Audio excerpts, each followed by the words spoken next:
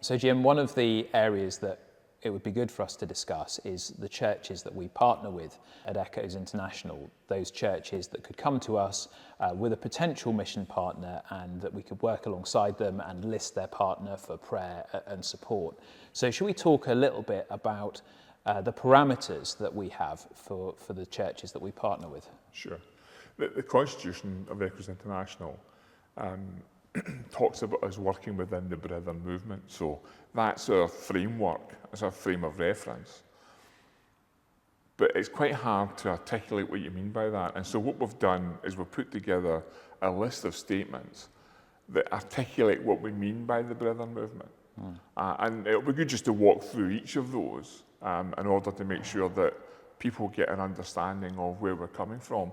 The Brethren movement is difficult to define by default because there's all sorts of different assemblies and churches and they're all autonomous. So the statements have been put together in order to make sure that we've got a frame of reference and also that anyone coming to us have got a confidence that they can come to us and we'll listen to them and we'll look to list if there is a clear call of God in the person's life.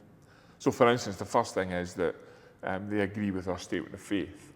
The centrality of the gospel itself. Yeah, these are pretty fundamental doctrinal statements that if a church didn't agree with that, that would cause us concern. So I think that's a fairly simple one to deal with to start with.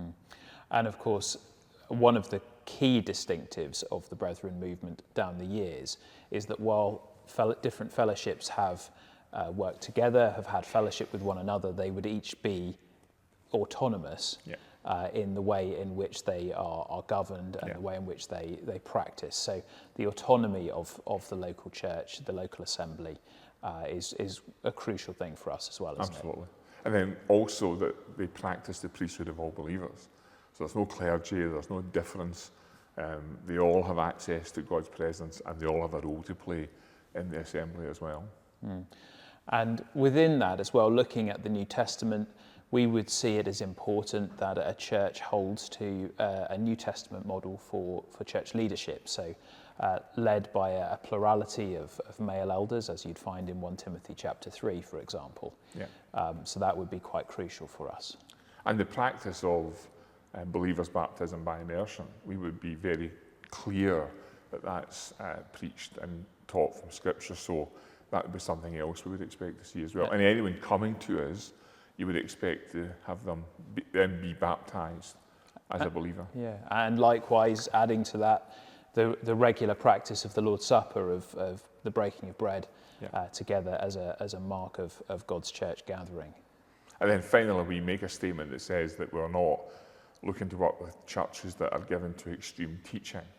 Now, unhelpfully, we've not defined what that extreme teaching is, but things like prosperity gospel or preaching another gospel or something that would be, in some respects, contrary to the statement of faith would be a good definition of that. And I think it's worth saying that these, as we've already sort of mentioned, these are broad distinctives that we see coming from the Brethren movement. And Echoes doesn't see itself as getting into the minutiae of church's practice or the details of theology. It's not our role. We don't have a right to do that. But these would be broad distinctives to outline who we work with. So the myth would be that we go outside of the assembly movement. And I think that the churches we work with in our statement of faith clearly define that's not the case. Others will have a definition that's different from that, and that's absolutely fine. But that's the kind of mandate that you and I have as we work with churches that we come across. Yeah, absolutely. And I think it's worth just discussing one point, and that is that over the years, various support organisations have sprung up that perhaps assemblies that have come from the Brethren movement are now accessing.